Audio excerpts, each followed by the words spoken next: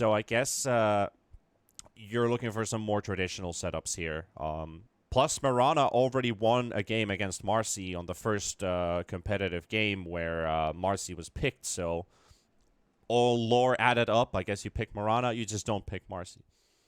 Yeah, you can't pick it into it. She would just refuse to fight against her princess. So it does make sense. Yeah. Now when I look at it, Panda, thank you for that really good analysis, because I didn't get it on the first look. But that's why there's two of us. We complete each other. PuckChamp, they romantic. lost. Yeah, they lost I'd say too much of their reserve time.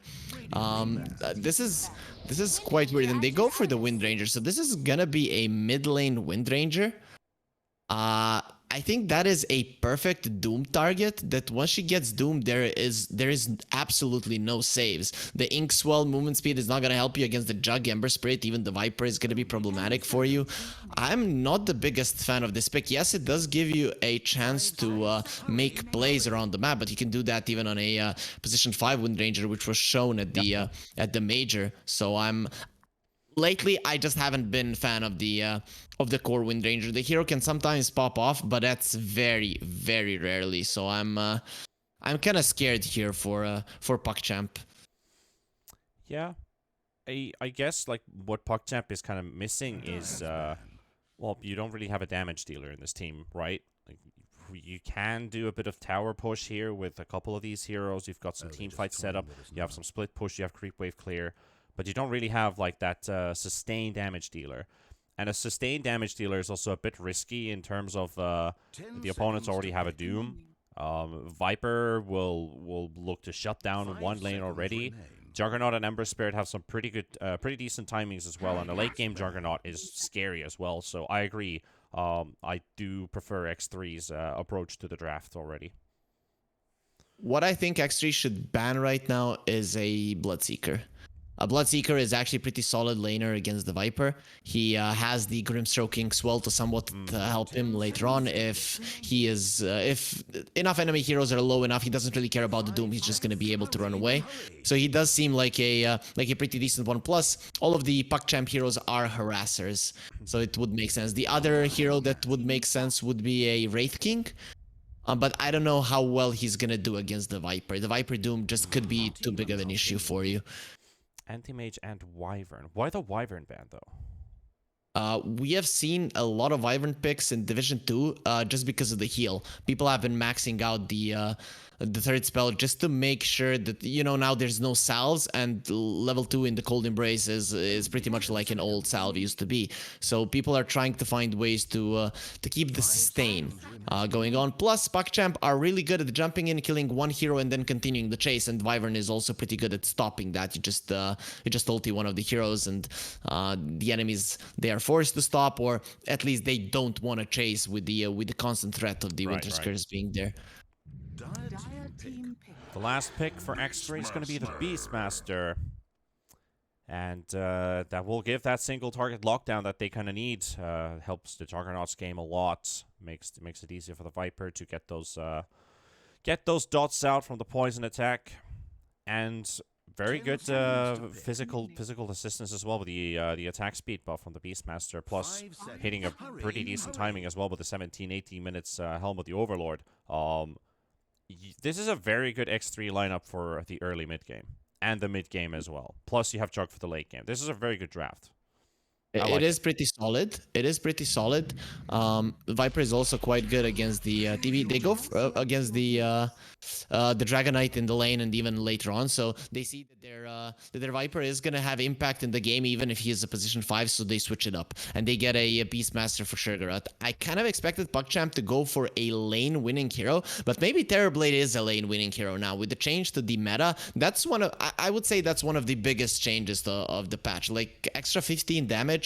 It's like you have level 2 meta on level 1. It just does so much damage. But I expected something like a Seeker, like a Troll, because as you mentioned, X3, they have a really strong early to early mid game lineup, and you kind of want to break that apart if you have strong lanes. And the Troll and the Seeker would do really well against the Beastmaster. Plus, the Seeker is pretty solid in this game overall. The only thing he would have to be afraid of later on is the Roar. But Terrorblade, yeah, there's your constant damage output in a core-to-core matchup against the Juggernaut. He's quite good, but when it comes to dealing with the Ember Spirit, it isn't the best of heroes. Plus, your map is gonna be getting a bit, I'd say, smaller, just because you're dealing with the Beast. And on the other hand, there is a Viper on X3, meaning that the DK can't just get to the tower and push it down because he can easily die. So, as you said, I do prefer X3's lineup. I think they have everything to deal with what PuckChamp has thrown at them.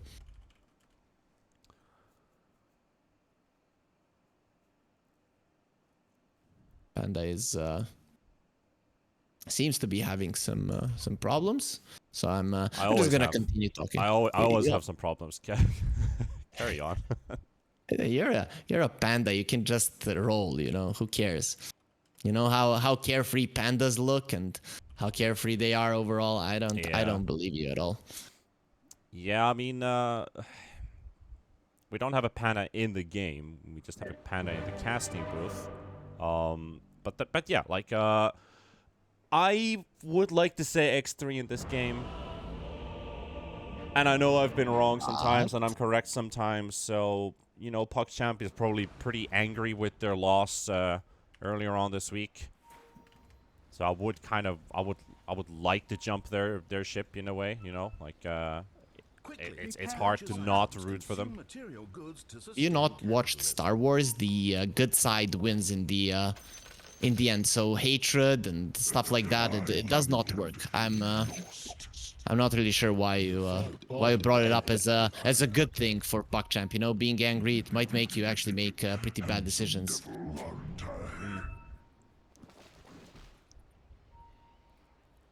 I'm gonna have to dodge this question because Oh, okay. I'm just, you know, I'm just trying to fix this audio issue. In all honesty, like some of these Dota sounds are coming out twice, and some are not. It's kind of like a echo, you know.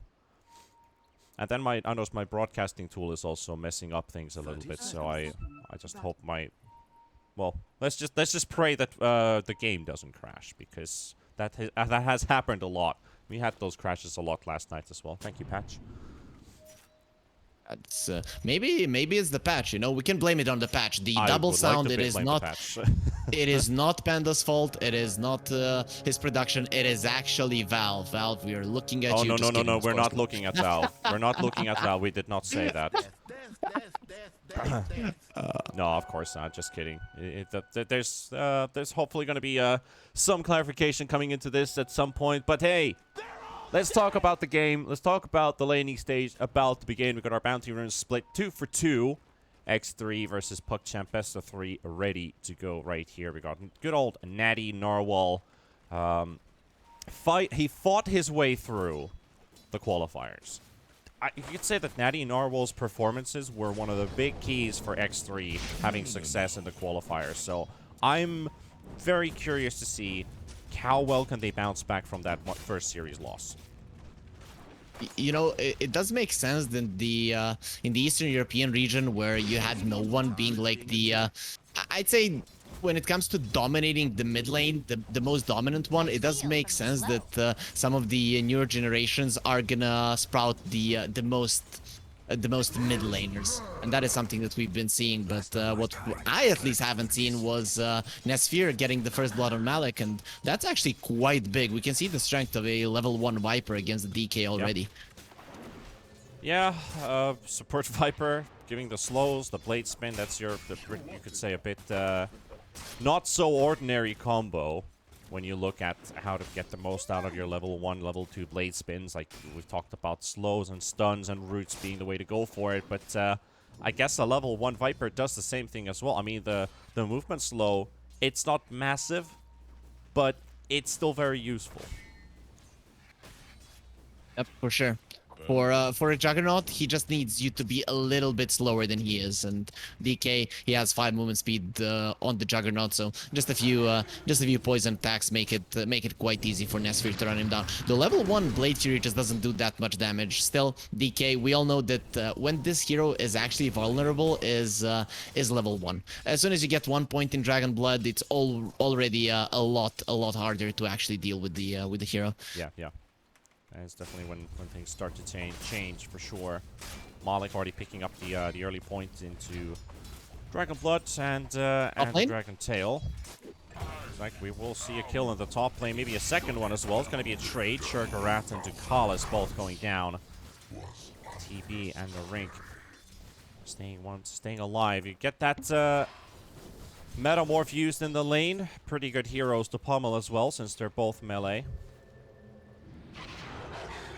Insane damage. That's really insane damage. I said one of the biggest changes when it comes to the laning phase. So yeah, as I said, you want a lane dominator against the Beastmaster just because of the nature of X3's lineup. If you win lanes in Dota, you're kind of delaying the early mid game timing of your enemies. So they're not gonna feel as confident, not gonna have enough levels and so on, everything that brings forth. So that's why. So that is why you want to crush them, or at least do really good in the laning phase, just to slow down the pushes, slow down the rotations from the side of X3, and the Terrorblade actually does that really well. So I think we can start looking at this hero as like level 1, level 2, maybe even level 3 lane dominator. He's really hard to deal with, and then you have a Grimstroke to slow down the boars. Everything working out from PuckChamp here on the top lane. Go when ready, sign is given. TB reconnected back into the game. Let's see if Kurlat is still able to keep himself up and alive in this lane. This Beastmaster still kind of lacks the damage to really drive this TB away from the lane. Yeah. I just completely lost track again because I'm hearing voice lines twice. But yeah, like they just don't quite have the damage now to poke this TB away, but once you have like Doom level 3 or 4 and Beastmaster level 3 and 4, I guess that's when TB really has to play carefully, and that's where this first blood or first kill in this lane for the TB really pays off, because if you don't get that, you want to have some kind of fear factor as your Terrorblade in the safe lane, because everyone knows the TB is squishy towards magical damage. He's easy to nuke down with spells, but if you don't have the physical to match it up and you haven't forced this guy out of the lane, he wants to stay in here for as long as possible. So I would like to see like a rotation from X3 to really punish this TB early so he doesn't get away with a good safe lane.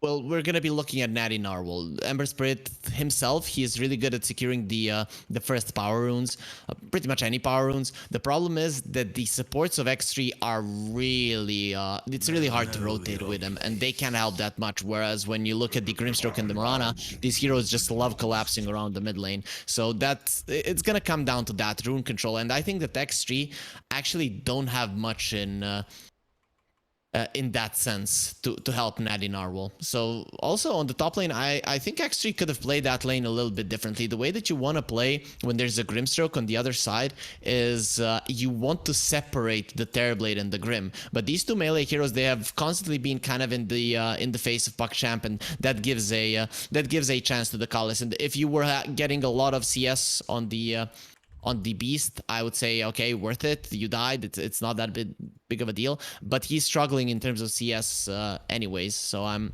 thinking Enrink should have put more emphasis in just trying to bully out the Grimstroke, or trying to pull the Grimstroke towards himself. Then 1 versus 1, the Beastmaster will do okay against the Terrorblade, and up until some point where you actually can be on the aggressive. Mid lane is also pretty even right now with the Ember and the Wind Ranger, but does either of these actually want to leave the lane? Like, I think Wind Ranger wants to stay for quite some time, at least get that Javelin up or as soon as possible. Do you want to rotate level 6 with Focus Fire once you have Javelin? Is it worth it? I don't think so. I don't think so. You will rotate with the Wind in 2 scenarios. I think finding the Haste Rune and the enemies diving like madmen. Those are your two situations where you might rotate thinking that you can catch someone. Other than that, you actually have to stay in your lane because Wind Ranger, she doesn't catch back up too easily, and if you start falling behind, it's gonna be problematic for you. Definitely is. And already applying some poke onto the TB as that Metamorph has run out. Sugarat and Narink now getting the levels that they need. They've got themselves the good old Mana Burn and the Mana Regen Aura, which is pretty useful here if the Beastmaster also wants to spam some spells. Ducalis might have overstepped the line there, but the axes don't connect from the Beastmaster. Don't think it would have been enough for a kill anyway, but at least some good poke there. Kurlat drops to 80 HP. One more axe snipe, and that should do it. Does Sugarat get it? Oh, he does, and that's it. On the money.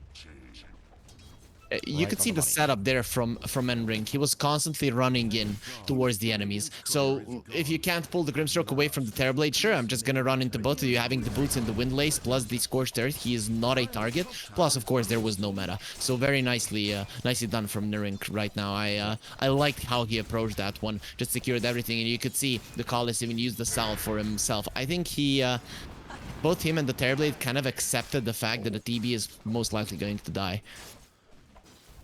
Bit of poking battle there with the Mirana versus the Viper. Mirana's Courier was taking one of the most dangerous routes I've seen in a while. Was able to get the boots off it anyway. Top lane, another attempt onto the TV. At least get a bit of lane pressure here. Gonna go and attempt with the Inkswell. Will connect onto the Doom, but Narink is fine. Ducalis, have you gone too far again? Sugarat with the axes onto two heroes. Grimstroke about to fall. Malik dies, however. X3 will find a kill in the bottom lane as all of this battling was going on. As DK died and Ducalis, gets sniped under the tower. Yep, finally they get a kill, and you can see X3. I'm liking what they're doing. They are forcing PuckChamp to fight. If PuckChamp are the ones initiating like slow and then going in with the Inkswell while the Terrorblade already got a few hits in, then the only thing that X3 can do is run away. But if they are the ones running in, and then you're kind of forced to use the defensive Inkswell, you don't know who to use it on. While running in, you're actually taking a ton of damage. Then it's actually X3 coming out on top. And yes, Terrorblade is farming well, but we talked about it. It's about slowing down X3. And in terms of... that should most be... said in terms of experience, not in terms of gold. And yes, this Beastmaster is suffering in terms of gold, but in terms of experience, he's actually doing quite well for himself. Yeah, he's having a better game than the DK is, at least by 100 net worth. Both offlaners are not really having the game of their lives here, at least for the first 6 minutes of play. X3, 5-1 on the scoreboard. No towers have been pressured at least yet, so we don't have a completely stomped lane in any of these lanes so far. This kind of a start, PuckChamp is gonna have to use the Terrorblade early, push the towers, force TPs, something is gonna have to come out of it. The bottom lane, we are gonna see stuns into arrows, but really PuckChamp, they're gonna have so many damage issues in this one. I just don't see them making plays until the DK gets the blink, and that is a problem. We're gonna have to see some major shackles into arrows when next 3 aren't expecting if PuckChamp wants to play the early mid game.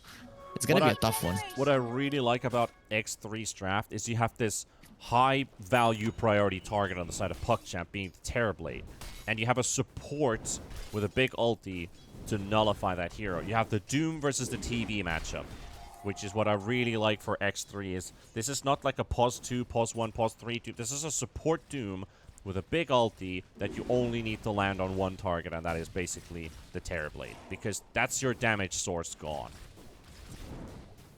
No fear of Thunder, no fear of getting more illusions. Even if he's metamorphed up, gets a tiny bit of lifesteal, he won't be able to use BKBs to get out. He has no way to survive. Bottom lane, the Wind Ranger is rotating. I don't think that was a deep enough dive. He needs to get at least 1 kill right now. Gets nothing. Ember also TP's in, so the Ember Spirit has returned. Shackle shot to keep the Juggernaut away. Arrow will connect as well. Only a bit of poke applied onto the Mirana, so both mid laners bite the dust on this rotation. You can see a little bit of a desperation there from that play. Allows him to make a play in the Windranger. top lane, though. Ducalis is about to go down. Scorched Earth is there. Just a little bit more needed. One more ticket will do. Doom is down. Roar as well onto the TP, and Sugarat will clear out the TP out of the way. Metamorph down. And that will be the Beastmaster staying as the sole survivor in this lane. He has now gone up to 3rd place in net worth with what just happened. Yep, and that is such a beautiful play from X3. The second they saw the Windranger TP to the bottom lane, they started attempting a dive on the top, pushing in the creep wave, and then ultimately diving in. So very nicely done coming out from them. And yeah, as I said, PuckChamp, they're already feeling the pressure. They're not losing in terms of gold. You're also playing against the Doom, so, you know, gold lead, even if X3 have a slight one, is not an issue, but you are not doing well on your playmaking lanes. The Windranger, we don't really see her making too many plays, and your DK, he's gonna be the playmaker. He's the one that needs to push down towers, and he's paper. You can see that he is maxing the breed fire. That's just how bad he feels. He cannot come close, and he's just gonna try to maximize his farm. First 9 minutes of play done. Audio issues have been minimized to only the Grimstrokes voice lines coming out in double. So everything is looking pretty good here. X3 just need to keep this advantage on their side, because now that they have a pretty good laning stage being built for themselves, they can easily get away with this game. If they can keep up this pressure, take away the map control, again another Windranger rotation to the bot lane leading into no kill. Juggernaut spin TPs away. Top lane? Top lane or bot lane? Wait, what? Top. Oh, it was in the jungle, right. I was wondering where the heck is this action happening. Okay, so yeah, kill on the Doom. He saw the Windranger in the Grimstroke. bottom lane. So I didn't hear anything. Okay. I'll just blame Ducalis for the rest of the game for missing everything. Natty Narwhal, though, silenced or not silenced, he's got the slate and the chains, but not able to use it. And SMN is down, hunted down by Malik. Dragon form used. Looking for the arrow. There's the dragon tail into the arrow. And Juggernaut. Is it enough? Yes, it is. 3 points. Now 4 points in breathe fire. More than enough to burst down that Juggernaut during the stuns. And the Windranger doomed in the middle. They're going to be catching her inside the river.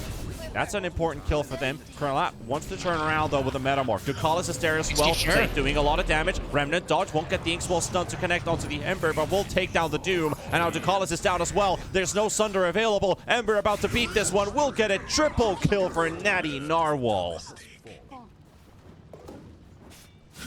Yeah, you can see this is X3's timing right now. It's really good for PuckChamp that they got those 2 kills in the bottom lane. That's a big mistake. I understand the Viper dying to the DK, you know, flying snake against a dragon. That's pretty much an evolved flying snake, and that does make sense. But the Jugger dying was the big thing. Still, even with those kills, even with everything going on, PuckChamp only take half of the tower in the bottom lane, and they lose the full tower on top. Whilst, of course, the Ember is getting everything he needs. And we talked about the early mid-game timing for X3. It mostly boils down to constant ability to fight on the back of the Ember. Ember gets a triple kill. 2 of those kills, it was solo, so the experience was his as well. We can see level 11 on him. This Ember will be crushing heads in this game, and you are very limited in killing him. They need Malik's Blink as soon as possible, and if this mid lane tower falls, it's gonna be very, very tough to catch the Ember. And yep, here comes the push. Tier 1 tower from the mid lane will be taken down by X3. That will hurt PuckChamp a little bit. That map is starting to small and shrink. I don't know why I said small. I was about to say just say shrink on the map, as they don't have many places to go. The bottom tier 1 tower is still remaining. This tower is still here, and it's a DK lane. Viper will be caught, though. Dragon Tail into arrow once again. Malik will get himself his 3rd kill on the DK. But they really need to get that tower out of the way. They've already lost top. They've lost mids. Gotta get some map pressure for yourself. Can't just be in the receiving end the whole game. If they get this tower, it's gonna be big. I'm kind of seeing this as X3 being able to defend it, and Jagger is coming over. So PuckChamp, when they see more heroes here, they need to immediately clear out the top part of the map. That is something that has to happen. They're gonna be catching the Viper right away. Nesfear able to break the bug, but won't be able to keep his buddy alive. SMN just TPs to die. Seeing lines being drawn. Tower still stays up, though. With the Juggernaut TPing in and them using all their spells means that they can't really stay there for too long. Windranger TPing to defend the tier 2 tower as X3 has taken over the jungle. There's a ward, though. They needed at least one more DP from the side of PuckChamp on the bottom lane. It's gonna be tough going in here. Oh, they have a blink. Yes, they can. Yeah, that's Natty Narwhal gonna go down easily. 1, 2, 3 stuns, followed up with the damage, and Young G will find some salvation with this kill. One piece towards the Maelstrom. They were literally inside the jungle under a ward this whole time, so perfect time to get the Blink Dagger onto Malik with those couple kills he's got from the bot lane. So that's also the reason why they wanted to leave the bottom lane, not pressure the tier 1 tower after killing the Viper, was because I'm getting the Blink, let's go smoke and let's grab a kill, and it worked out. PuckChamp did everything right there. They went for the bottom lane. X3, understandably so, came to defend, and then you go for a smoke top. I think this was all prepared before they even started pushing the bottom lane. Luckily for them, the DK got one more kill, so he finished off his blink, and now they can play the game. So that early lead that X3 got, now it's a bit tough to actually sustain it, because Natty Narwhal has to be afraid of how aggressive he plays. And the next couple of minutes is going to be X3 trying to read where PuckChamp are and where they want to make plays. Oh, Blink's done again. This will be in a rank going down. Ducalis with the Inkswell gets the last hit. Meanwhile, there's a smoke by Sphere, SMN, and Natty Narwhal, but they were a bit late for the occasion. There is Astral in the river. But they are heading towards the lane. Maybe Sugarat plays the bait. They want to shut down this good streak that DK has been building. It's a lot of money. Just need to grab him first. Access into the tree lines, but the DK is already safe. Plus his Blink Dagger already off cooldown. That will be a missed smoke. Right now, X3, they are the ones that need to make a move, because this is their part of the game where they should be winning, especially with what happened early on. What I would recommend right now, leave Sugarat on the top lane. He's not really good at moving away, and play the bottom part of the map. Try to force the DK to go towards the bot, because on top lane, the top lane is the one that PuckChamp are gonna be hunting on, mostly. So you don't want to be there. It's too big of a area where they can stun and kill someone and actually get themselves away, because you're gonna be, if one guy is on one camp and the other one is on the other, it's gonna be hard to actually connect. So PuckChamp, they're gonna switch things up. Go. Why is Nesfear only level 9 on the Juggernaut? Why is he so under? He's like halfway of this game. He's being out-leveled by every single core from PuckChamp. And he had an okay lane. It's only the Viper who died once or twice, but he's been having an alright time. He has been trying to protect the bottom part of the map a lot, so he hasn't been part of fights. And X3 were the ones getting kills early, and then it was PuckChamp. So the kills that Juggernaut got and the experience that he got was from low-level heroes, and then his higher-level heroes were actually dying to the heroes of PuckChamp. That's why you can see a bit of a difference between them. Plus, Viper is one of those heroes that doesn't pull a lot, so in terms of leaving experience to the Jugger in lane, he didn't do much of that. I guess that would be the appropriate answer. Would make sense. Like, the Windranger had a tough lane, but Young G only a part of 1 kill, already 2 levels ahead of this Juggernaut as well, so that's a big difference maker. Because Wind was also like level 8, level 9 by the time Jug was still like level 8 or level 7 even, so I feel like this Jug just needs to catch up a bit on farm. Not the best game being built for himself. He's also going for the Maelstrom. Going for the Mjolnir. He's already got the Maelstrom. That will be a good farming tool for this Juggernaut to have some impact in the game. But they are going to go straight for Roshan. They've got the Beastmaster, so might as well. In terms of teamfight and in terms of vision, X3 are still the stronger team, even though PuckChamp are a lot better at getting pickoffs right now. So the way that you're going to force your enemies into a fight where you're going to have better vision, because Beast is definitely in the Roche pit, so understandable. And PuckChamp, they couldn't fight there, but they're going to fight in the mid lane. They understand they can catch people off guard still. Let's see if they do. If they can find an isolated hero, they could, but it doesn't look like they want to fight anymore. Preparing to find somebody pushing out that mid wave, but X3 was in the Roche pit, so okay, it's going to be a call for reset. Beast also going for the Blink Dagger. Gonna need another 1600 gold for that. DK form has been popped by Malik, but still doesn't find an opening. Nobody to be seen. SMN on a mission here. Places a ward on the other side. They've got the Hawk showing Ducalis and Malik. Scary moments here because there's a Blink Doom. There is. The thing with the Aegis, now it changes a bit because it's gonna keep PuckChamp away for at least the next 5 minutes. They know where they can fight and where it's gonna be very hard. Where it's very hard is on the top part of the map, even though they could get kills there just a minute ago. Now with the Aegis, as I said, things have changed. So this gives a tactical advantage to X3 constantly to push in top.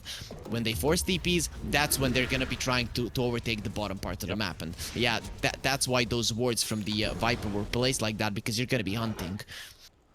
Already 500 damage dealt to the tier 3 tower in the top lane. They're going to be smoking as well towards the triangle with Astral on the other side. Will pop all the smokes. They don't know where he is, and now Noreen finally recognizes where it's coming from. Ducalis will be killed off at the same time, but X3, they're too far away from Astral, so this smoke only leads into a support kill, but that's not what they wanted.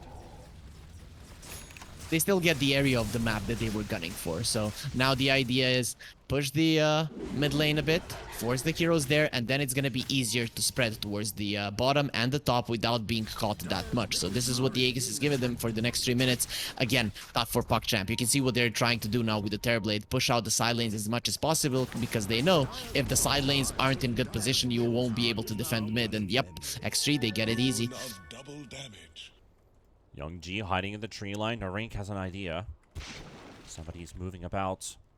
There's no Tinker ward, but only going to be 3, 2, 1. Hello. And straight up Doom. Such a great catch here, even if SM is going to be there. Narink has to be careful, though, because this Wind Ranger still packs a punch. Even with the amount of damage that you have, this Doom takes a hefty amount of damage from those Javelin procs. Well, Maelstrom procs in this case. Doom almost going down, but they will get Young G. The most important target that we're looking for. Ember Spirit on the hunt with the Haste Rune. Haste plus DD. Can Krillat get to a Skadi and a BKB before the next Rosh? That is the question. Maybe he doesn't need the BKB, but this is, you can see X3 now they're playing really well. This is something that that is just based off on the draft that X3 has, that it allows them to do. They're just allowed to do whatever they want in terms of forcing the enemies back, and the catch of PuckChamp, if the DK is showing, is non-existent. So you're kind of forced to go for these smokes, but this is going to be the one that's going to be very obvious. You can see Jugger already TPing in. Oh, the blink from Malik as well without the Ink Swell this time, and it comes a bit late, but Viper is still going to get controlled on the spot. Now the spin coming from Nesphere as well. Juggernaut doing a decent amount of damage here. DK about to fall, down to 300 HP. Axis will connect and still not going down. Sugarat will not find this one, but they will lose to Kalis. Krilla, he's already got his Metamorph up and running. Arrow does connect onto the Juggernaut, but he's a bit too far away. Power Shot's going to be there. If they only jumped their moment, they might have been able to, but there's still a Doom with a Blink Dagger, so TB being very cautious about the current situation. They are walking under that ward the Viper placed down earlier on, so X3 knows where they are. So 4 minutes until potential Roche spawns. X3 are gonna continue doing this. The only hero that PuckChamp can give the can actually give the farm to is the Terrorblade, and they need to give more to him. He needs to be the frontliner. He needs to go in. The Jugger has a Maelstrom, so he's not going to be doing too much damage. Even if you roar during the BKB and the full Omni Slash, you can survive. And I think that is the play for PuckChamp right now. You play for the time, while X3, they continue doing this. I think they're definitely in a much better tactical advantage, but maybe with sheer timing on the Terrorblades, PuckChamp can fight the Roche just by running into it. It's not going to be easy. You're going to be going into better vision, but right now you don't have much choice for sure. Still a small lead here, at least economically, for X3 with the 2k little bumper in front of PuckChamp. PuckChamp had a difficult laning stage for themselves, but they're playing for the late game. They've got the TB, the DK. They've got themselves the Grimstroke shards. There's a lot of good stuff for PuckChamp as long as they can just withstand the timer. X3 knows it. but they also cannot overstep themselves. So this is a very difficult moment for X3, because these next 5 minutes might define, are they going to win this game or not? You want to slow down the TBBKB. Ideally, you would get it by killing him, but taking over the bottom part of the map is a good way as well. So if you're able to push Krilat to top, farming on top is going to be much harder for him. Wait and bleed could be a tactic to call us TPs away. They won't find the TB though. Blink and looking for the stun, but no target to be found. And that war stomp is also very small. But PuckChamp are going to smoke up. Really good smoke from them. They This don't have the is Scotty. the one. This is the one that is fast enough that can catch you off guard if you're X3. And you can see that this time around they're not in position. SMN, he needs to be breaking this one. Is But already he doesn't going know. in, looking for the blink stun, but Natty Narwhal pops the BKB Ember, popping DD as well, ready to frontline. PuckChamp, they're trying to get away from this one. They've already lost one. Lotus Orb is also ready on the Mirana, plus the BKB on Young G. And now Ember Spirit, nothing to give at the moment. Arrow connecting as well, and there we go. Roar comes out onto the Wind Ranger. Doom has been stacked as well. Wind about to fall. Now here comes Krilla from the side, but the TB has to punch in some damage, but he won't have the Scotty ready yet, so he's not having those slows kick in either. And PuckChamp have lost 3. X3, they got the fight they wanted, thanks to their opponents in this case. They didn't even have to find them because they walked into their arms. And X3 will push the advantage now. Do they have any lanes nearby, though, is the big question, because these TB illusions are keeping them away. You know, usually if there's a blink initiation that fails, it's not that big of a deal. But when you're a team that's on the back foot, just waiting for its timings and waiting for opponents' mistakes so that you are actually able to make a play, you know that every single one of those moves has to be perfect. The second the DK didn't get the stun off on the Ember immediately when he jumped in was the second that PuckChamp lost that fight. So you could see that they immediately started running away. I actually would have wanted Krilat not to use the meta there, because now for 95 seconds, if the Roche does spawn, it's going to be problematic. And we see the Terrorblade isn't even going for a BKB, meaning that they are gearing up for an even later stage of the game. And I think that the X3, they shouldn't allow that to happen. It is there's a hashtag for that. Hashtag too soon. Natty Narwhal sees them. Yep, they've got the Grimstalk already taken down. Sphere charging in. Natty Narwhal pops his BKB. Will keep himself immune for the time being, keeping the vision for the team. Can they get the kills? They're looking for Blink roots at least onto the Wind Ranger. And we'll get the follow-up stuns, and there's the Roar onto the Wind Ranger. Still magic immune for the time being, but Juggernaut will soak the arrow from Mirana. Malik finally gets his Dragon form up, but he's using it to disengage, so I think that's a bit... Yeah, that's a very late use for the DK form, so now they can just wait that to run out as well. Luckily for PuckChamp, that is a low downtime on that spell. But Krilat, they're hunting him. It's still an cooldown. Like, this is not looking good for PuckChamp at all. They're doing mistake after mistake. And X3 are just given the keys. They found the keys upon the table.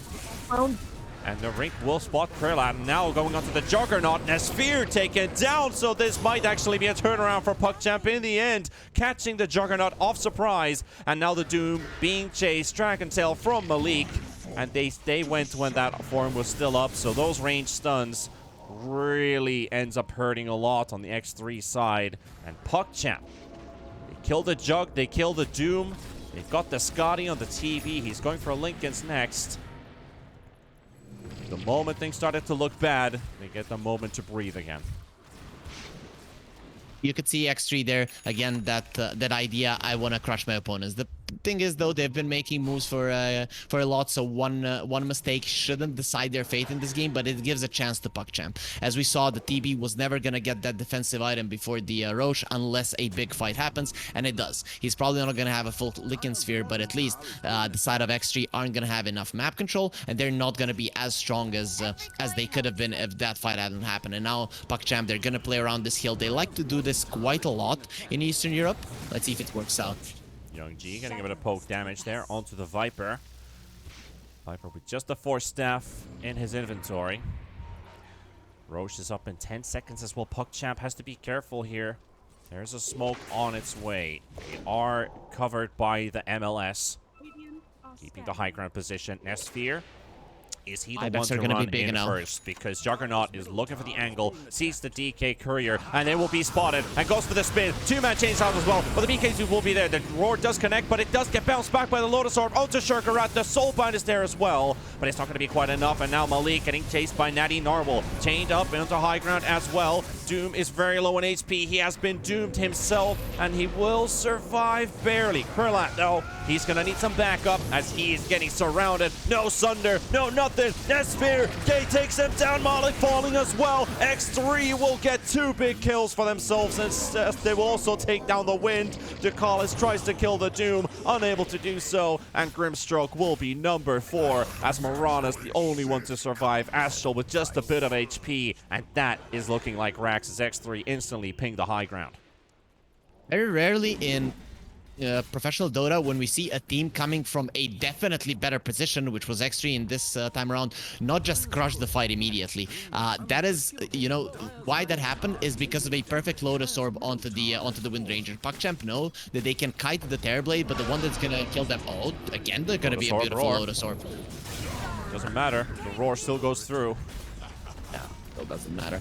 The thing is, that beautiful Lotus Orb actually allowed PuckChamp to have a chance in that fight, but still, with the Doom being on the Wind Ranger, means that no one can be brought down, and X3 can just reset, until at the end, they were able to clean up the fight. You can see even the Sunder being used, the perfect Lotus Orb, but just because of the angle that the fight started, X3 had very, very low chances of actually losing it. And even Nesphere dying there, it was because his teammates allowed him to die. Anyone could have blocked the arrow, but Natty Narwhal decided to sidestep it for some reason. Nesphere, if he hadn't gotten hit by that arrow in the middle of the fight, in the middle of 5 heroes, it would have been a clean fight completely for X3. And now the Roche is theirs with the Rax's. PuckChamp definitely not looking hot here right now. I'm not sure what their timing is anymore.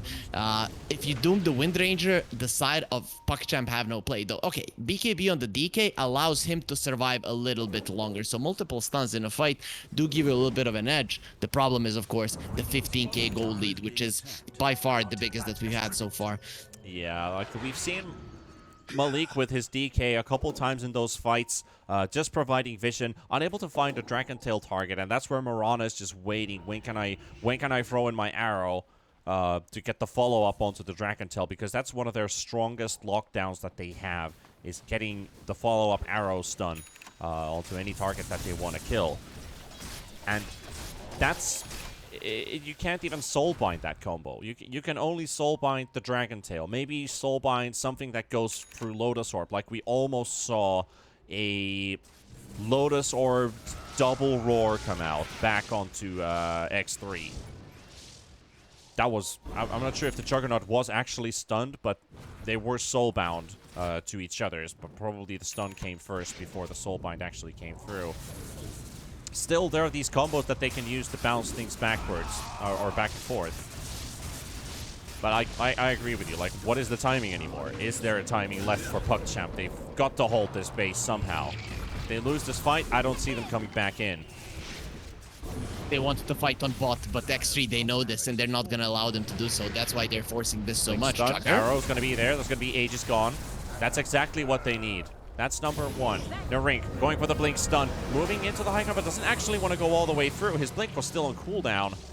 And able to get out as the Soulbind comes through. Nesphere and Narink going to be fine with that. So, Raindrax gone, tier 3 down. Instant smoke from the base. But did they see this coming? There's a Hawk on the high ground that did potentially see PuckChamp on the move. And they're stacking up. They're very close to each other's. X3 they want to use running meta. Out. They want to use this meta. Without it, they know there is a good chance that they lose their triangle on the bottom lane, and that would be really problematic. Without a place to fight on the map, you know that you're gonna lose the game. Now they turn around. It's a bit too late for them now. Nobody found. Metamorph does go down the drain. This 19,000 net worth TB just doesn't get to hit targets. I like that they place this aggressive vision here from PuckChamp. The problem is if you go away, that vision means nothing, and it's even gonna get you worried. I expected them to stay in the vicinity there and actually burst someone down. There's the jam, and the ward is gone. Now this move from PuckChamp, it gave them absolutely nothing. I thought if they stay around that ward, that probably would have been a solid play to make. a risky one, but in an 18k gold You gotta deficit, you take know that risks. you're not doing well. Yeah, you definitely should. Well, before it might have been hashtag too soon to take those fights, but now you're definitely in the situation. You have to take these fights. You can no longer wait. X3 has the advantage. A very clear advantage as well. Juggernaut is getting stronger by the minute as well. He will be very scary towards any hero on PuckChamp's side. Plus, when you've got that Omni/Basher, might not even get the Sunder out. So, you know, there is a clear difference between the Jugger and the Terrorblade right now in terms of network. So that's big. And that is what's not allowing X3 to actually push up. If the Jugger had like 5k gold more, one more item, something defensive like Lincoln's, he could actually stand his ground on the top lane and push. Without it, it's a little bit harder. So I think X3 right now, the best move is push out the top lane constantly. And when you see heroes take over the triangle, take away the chance for PuckChamp to fight and force them into a mistake. Force them to walk into a high ground. Because PuckChamp, with how things are going, there is still a chance for this Terrorblade to win the game. He gets the butterfly. Suddenly, he is not afraid of the Omni-Slash anymore. And being able to hold his ground is something that he might actually be able to do. So PuckChamp not out of it just yet. PuckChamp smoking up from their base, looking for a fight right in front of the creep waves. But they're so far away on the side of X3. Nobody's also coming to defend this top lane, so that ward will show there's no activity there. There's nobody in mid.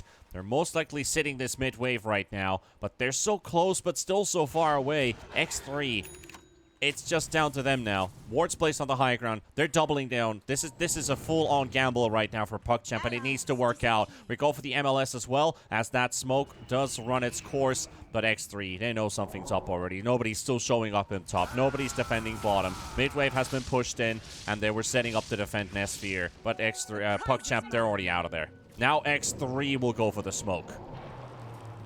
There is two ways you can play it right now. Go into the enemy base and catch them, claim the high ground of the enemy base while you know the enemies aren't there, or run into the triangle. I think going for the enemy base is the easier play, the one that actually bears minimal risk. Dukas has been spotted. But Doom goes for the safety blink.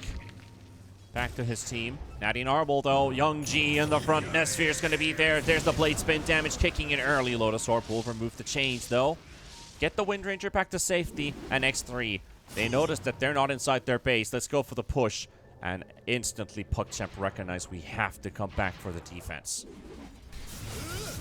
They're playing the map really well on the side of X3. They're not giving PuckChamp a chance to fight. You will see as soon as the DK sees even a slightest chance, he will jump in with a stun. The Juggernaut might have the Sanjan Yasha, and he does have the Titan Sliver, but a stun into an arrow will no doubtedly kill him. So you just cannot hesitate here if you're PuckChamp. You're seeing how X3, first they go towards the top lane. They see no one is there. Okay, let's start going towards their triangle a little bit, poking. That you don't want to commit. You want to catch the enemies when they're not together. And as soon as they see one hero alone, they pounce. So that's how they're going to be playing this one. Sure, you don't get the kill, but you pounce. Now you force them to TP to the top, and you're just playing with them until PuckChamp are forced to make a mistake. And that's probably going to be at a time where DK says, like, screw it, I have to go in. He jumps in, makes a mistake, and that's how most likely X3 are gonna be winning this game if it does come to it.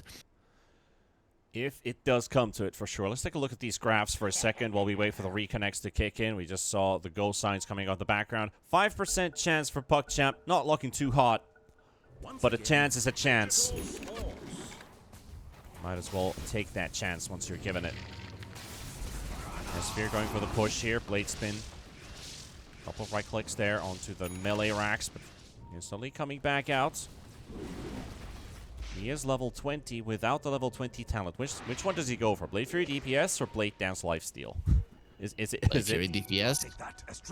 I don't think he's gonna lifesteal at all in this game, just because, I mean, maybe if you get stunned up and then get your Omni Slash off, but no, I think you just go for the Blade Fury DPS. It is the way to deal with the TB. He doesn't have a BKB. He has the butterfly, so your best bet is to actually destroy him with that one. Still hasn't chosen which one he would go for, Mr. Nesphere.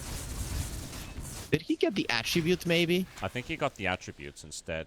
Yeah, there it is. Yeah, on level 21 he got it. Yeah. Blade Fury DPS picked up as expected. Ember, our highest level hero in the game, closing up on his 25 talent. Sleight of Fist is going to be pretty useful, but so is the Remnants now that he got that Aghanims as well. PuckChamp once again going for the MLS, getting information about the mid lane. These deep wards will give them some information about the movements of X3, but they just can't quite jump anything here too hastily. The most of the time they've spent is chasing behind X3, but never actually catching anyone. And then they have to go back to defend, so I feel like X3 is outmaneuvering them really well. They're playing it nice and safe, and as I say that, Nesphere gonna get blink jumped on by Malik, but they don't get the stun connections yet, and now they're all teleporting to mid to save the Juggernaut. So that's a jumped on, missed opportunity. Good attempt, though. Yeah, X3 are outmaneuvering them really, as you said. This is the power of the Beastmaster. You know, you might not see exactly where your enemies are, but you can kind of be, okay, they're not here, where can they actually be? And this is gonna be a chase from X3 right now. They see the Callis. No reason to overextend on their side though. They can just wait for the bottom lane to push in as much as possible. PuckChamp will have to go for that one. There's an arcane rune, and who wants to go for that? Because X3 has been given to take this this rune for themselves. Also see the very nice quiver on the Ember Spear. That's a decent amount of punch for your first target slate. Very good to have. Roshan, 1 minute 40 seconds. Clock is ticking. You can see PuckChamp, they want to fight around the mid. That is the easiest one to catch X3 off guard because everyone is kind of passing through there. They're sending illusions to the bottom lane and they're just playing around this one. I like how they're positioning. They're not just staying in their base. But X3, they're playing it smartly. They're just playing the sides of the map that they control and constantly pushing in the top lane to force PuckChamp back. If you force PuckChamp back, you know from which angle they're going to be coming through and then you're going to be quite safe. So both teams doing exactly what they need. Who has more patience here is going to be getting the first jump off, but X3 definitely at a advantage here just because of the positioning. Melee racks dropping already. They've forced out the glyph. PuckChamp back inside their base as X3. They're knocking on your gates. Hannibal is about to enter the base. Fear your Romans. Again, with the same plan for Nesphere with that placement. Duration will be more than enough. Soulbind does come out onto Natty Narwhal. Two-man stun. It does connect on both. Arrow's going to be there as well. Does PuckChamp have this fight in the bag? They need this one. Jug down to half HP. They've got themselves Astral. And there's the Omni Sash. Malik is down. And X3 cleaning house. They will take down Young G. 4 buybacks already used. Grimstroke down. Ultra kill. The Rink inside the tree. The Kamikaze Bird pops the Lincolns off of the TV. They will take down the Doom, but they need more. They just used 4 buybacks on the side of PuckChamp, and it just wasn't enough damage. They got the lockdown on 2 with the Soulbind, with the Dragon Tail. Can they get SMN at least? Young G on the chase. There's a Remnant on the side, canceling Blink Daggers. Can't quite get the jump, can't quite get the chase, and they march into the Roche Pit. It's an all-in play now for Krillak. They have to. The problem is X3, they have buybacks. They have buybacks. It's going to be Terrorblade. Oh, what a jump. Terrorblade completely gone with the Remnant jump from Natty Narwhal. Juggernaut down, though. They will lose Nesphere, but Nesphere will buy back. Malik is down as well. Young G down. PuckChamp dead. GG called. That's game. X3 will take the first game of the series. If you looked at the buyback status, no, guys, you don't have to click that one. You have those yellow lines next to the net worth. When you saw that the Jugger had his buyback, you knew that PuckChamp didn't have a chance to win this game. They went with a play, hoping the Juggernaut possibly doesn't have a buyback. You get Roche, you maybe win a fight, you get Roche, and you delay the game a little bit more until you get your buybacks back. So that was the play from PuckChamp right now. But as we mentioned, you know, Panda, X3, they were going to be patient. At some point, the DK is going to jump in. The initiation isn't going to work out. Nadinar will survive, and the turnaround X3 is going to win the game. That is exactly what happened. And PuckChamp, they did did a good job delaying this one, but X3 just never gave them that huge opening that they were gonna capitalize on. So very nicely played by X3. A few mistakes here and there, but just a very clean game from them. And I think PuckChamp against Division 2 teams, they really need to get rid of these vision heroes, get rid of these fast heroes. The Beastmaster comes to mind. Also, another hero that comes to mind is Coddle. I think it's way too hard to play against those heroes if you're not super confident, and we can see that they're not in a good spot right now. So I think those are the heroes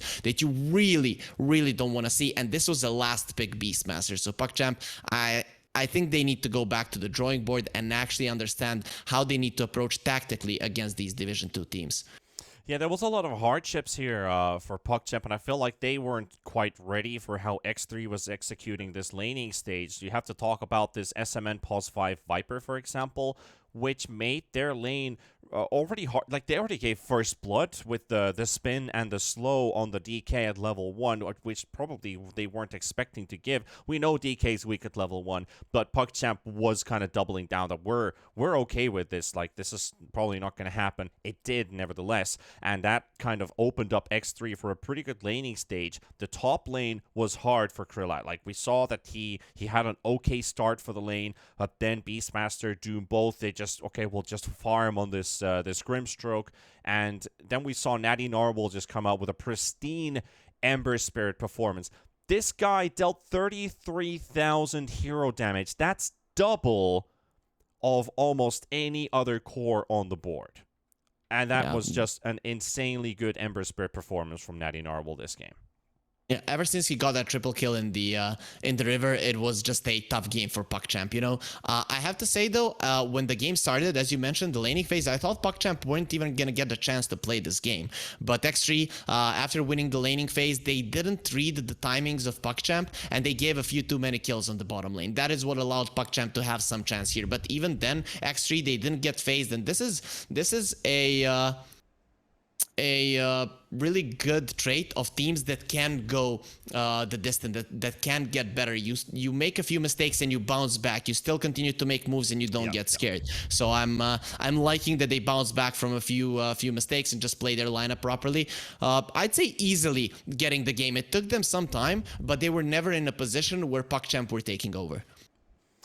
But still, X3 come out as the victors from game number 1. It feels like this is going to be a pretty tight series as well if PuckChamp wakes up for game number 2. I think they want to snap that losing streak as well. So looking for their first victory. Well, they have one map victory, but looking for a series victory is what they're really missing here. X3, though, up ahead, 1-0. We'll be back after the break for the next game.